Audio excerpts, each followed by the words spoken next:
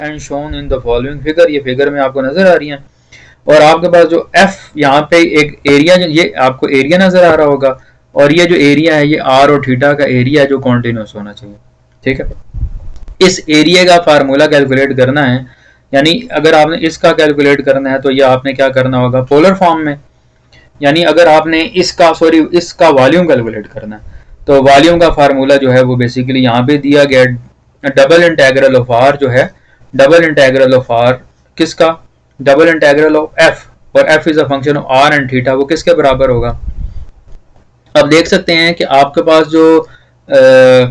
पास जो थीटा है वो अल्फा और बीटा के फॉर्म में है। अल्फा कोई एंगल होगा कांस्टेंट, बीटा भी कोई एंगल होगा, इसका मतलब है कि पहली लिमिट आपने लिखनी अल्फा और बीटा के फॉर्म में। और जो आपके पास दूसरा आर है वो एक R1 है कर्व और एक R2 है, वो थीटा की फॉर्म में है। जूं थीटा चेंज होगा तो R1 चेंज होगा, जूं थीटा चेंज होगा तो वो R2 चेंज होता जाएगा, तो R1 और R2 आ जाएगा पहला। तो और साथ में गौर से देखना है बेटा, ये मुश्किल फार्मूला है आपने करना ही है। एक तो ये है कि आपने थीटा की लिमिट लिख देनी है, एक आपने आर की लिमिट लिखनी है, आर दो है, एक R1 है और एक R2 है।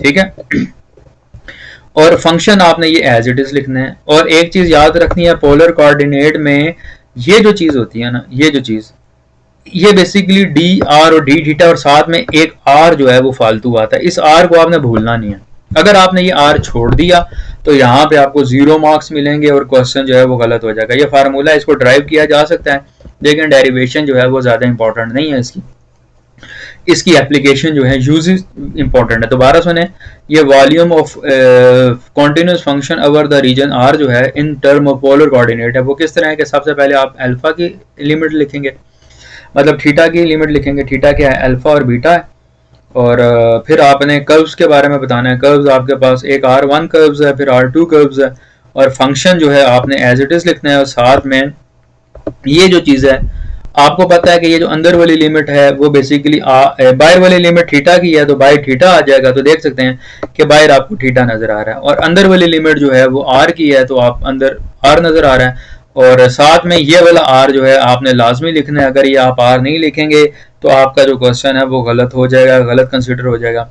तो ये फार्मूला आपने याद रख लेना, ठीक है बेटा, मुश्किल नहीं है ये फार्मूला, बस ये वॉल्यूम में पोलर कोऑर्डिनेट जब हो तो उसका वॉल्यूम निकालने का formula with the help of double integral. With the help of double integral आपने क्या करना है, आपको थीटा की डोमेन पता होनी चाहिए, दो कर्व्स पता होनी चाहिए और फंक्शन पता होना चाहिए, तो आप आसानी के साथ जो है वो वॉल्यूम कैलकुलेट कर सकते हैं। तो ये बेसिकली मेरे सामने एक क्वेश्चन नज़र आ रहा है, तो सबसे पहले इस क्वेश्चन को मैं सॉल्व करने की कोशिश करूंगा।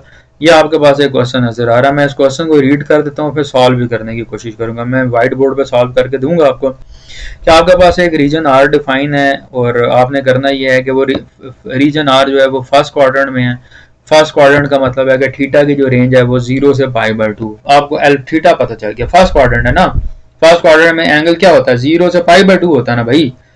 और आर की वैल्यू जो है वो एक आउटसाइड द सर्कल और inside the cardioid. Cardioid basically, cardioid का लफ्ज है कार्डियोलॉजी से निकला है, कार्डियोलॉजी कहते हैं दिल को, दिल। इसका ग्राफ भी ड्रा किया जा सकता है, लेकिन अभी मैं इसके ग्राफ के ऊपर ज्यादा फोकस नहीं करूंगा, मैं क्वेश्चन की तरफ फोकस करूंगा। और क्वेश्चन आपके पास दिया गया है, एक आपको इंटेग्रल दिया गया है, और थीटा के लिए आपके पास डिफाइन है कि आपके पास जो फंक्शन है वो फर्स्ट क्वाड्रेंट के अंदर लाई कर रहा है, जो रीजन आपने कैलकुलेट करना है वो फर्स्ट क्वाड्रेंट के अंदर लाई कर रहा है। एक आपके पास सर्कल डिफाइन किया गया है जो आर, जिसका रेडियस r = 2 है, और एक कार्डियाइड डिफाइन किया गया है जिसमें r की वैल्यू 2 × 1 + cos ऑफ थीटा दी गई है। ठीक है, तो हम इसको लेके चलते हैं और क्वेश्चंस को अटेम्प्ट करने की कोशिश करते हैं। तो इसके लिए जो है मैं कॉर्नर नोट जो है या वाइट बोर्ड का इस्तेमाल करूंगा। बेटा हम इसको अटेम्प्ट करने की कोशिश करते हैं। ये क्वेश्चन मैंने वाइट बोर्ड के ऊपर लिख दिया है, तो ये आप नज़र आ रहा होगा कि आपको ये क्वेश्चन दिया गया है। आर जो है एक सर्कल का जिसका रेडियस डिफाइन है, और एक कार्डियाइड है इनसाइड द सर्कल और आउटसाइड द कार्डियाइड, ये आपके ऊपर डिफाइन है।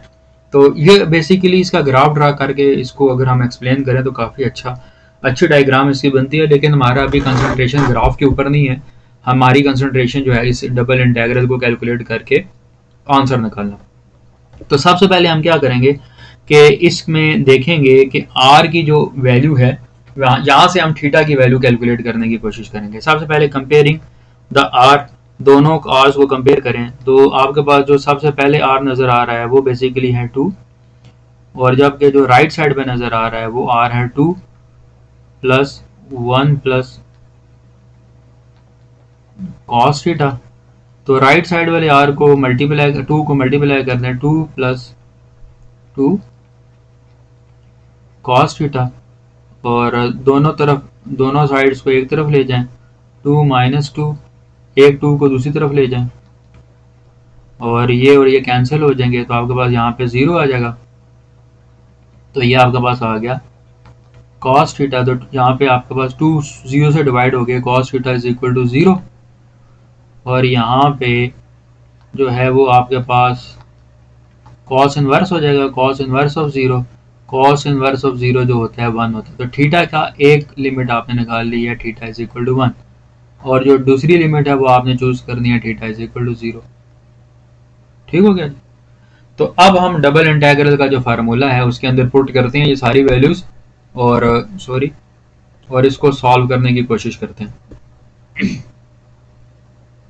अच्छा, ये जो डबल इंटीग्रल है कॉस ऑफ, गलती से मैंने ये 1 लिख दिया, this is 90 degree, pi by 2 है बेसिकली ये, this is 90 degree, cos 90 degree जो होता है वो 0 होता है। ठीक है, अब हम इस फार्मूले को देखते हैं कि ये जो आपको पास इंटीग्रल है, इस इंटीग्रल को देखते हैं कि हम इस इंटीग्रल को किस तरह लिख सकते हैं। ये आपके पास डबल इंटीग्रल है, आपको बताया था कि ये डबल इंटीग्रल है वो बेसिकली सबसे पहले आपने अल्फा 1 लिखना है, अल्फा आपके पास 0 है एंगल, फिर आपने बीटा लिखना है, बीटा आपके पास पाई बाई 2 है, फिर आपने R1 लिखना है, R1 आपके पास जो पहला R होगा, फिर आपने R2 लिखना है जो आपके पास सेकंड R होगा वो आपने लिखना है, और आपके पास जो साइन है फंक्शन जो भी दिया होता है R और थीटा के फॉर्म में वो लिखना होता है, फिर इनटू R लिखना होता है, फिर DR और डी थीटा।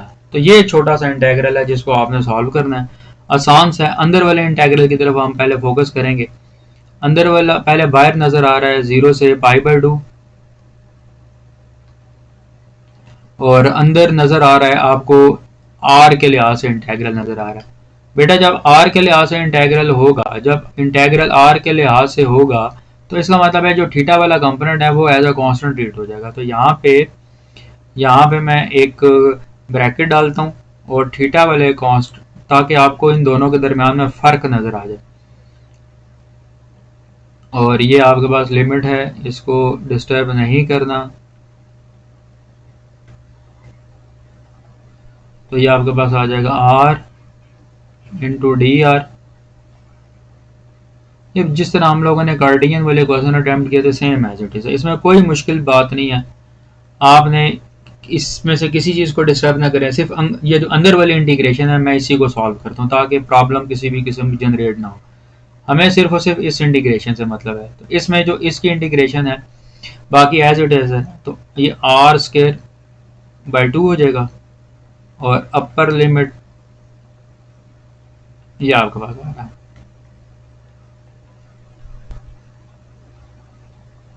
मेरे ख्याल से दिस इज 2, ये गलत लिख दीजिए लिमिट, दिस इज 2। ठीक हो गया। अब इसमें upper limit minus lower limit put करें तो क्या आंसर आ जाएगा जी। जब upper limit minus lower limit put करेंगे तो आपके पास जो है इसके अंदर आंसर जो आ जाएगा, अगर मैं इसको सॉल्व करूं तो ये आपके पास आ जाएगा 1/2 को बाहर रखें और अपर लिमिट पुट करें,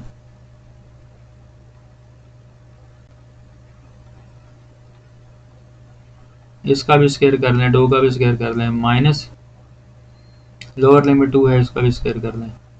अब इसमें से ये देख सकते हैं 2 का स्क्वायर कॉमन आ रहा है, 4 को कॉमन ले लें तो ये आ जाएगा 4/2, और ये आपके पास बाकी फार्मूला बन जाएगा a प्लस बी का whole square, A square plus B square, A square plus B square plus 2 A B ये स्क्वायर है, और -1, ये -1 और ये +1 कैंसिल हो जाएगा, ये 4 और ये 2 कैंसिल हो गया तो आपके पास यहाँ पे 2 बचेगा। तो अगर हम इसको मज़ीद सॉल्व करने की कोशिश करें तो बेटा ये सॉल्व होने के बाद आपके पास जो आंसर दे रहा है, अगर मैं इसको सेपरेट कर दूं तो यहाँ पे आपके पास जो बाहर आ रहा है वो आपके पास 2 आ रहा है, और अंदर वाली साइड पे जो आपके पास आंसर आ रहा है ये बेसिकली कॉस है बेटा, इस चीज़ का ख्याल रखिएगा।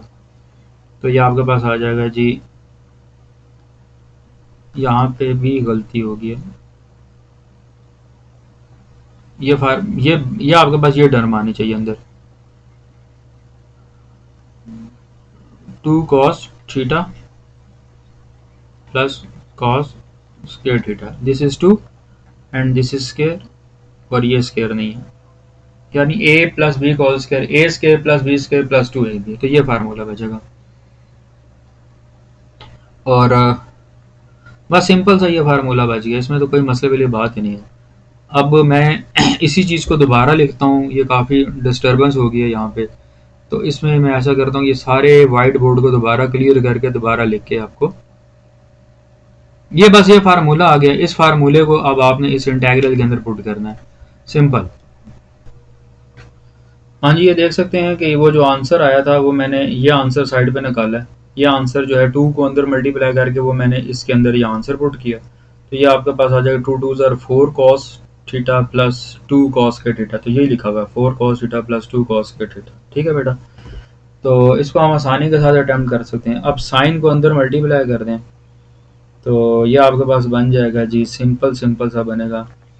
अगर आप साइन को अंदर मल्टीप्लाई करते हैं यहाँ पे तो ये बन जाएगा 0 पाई बाई 2, तो आपके पास पहला आ जाएगा जी 4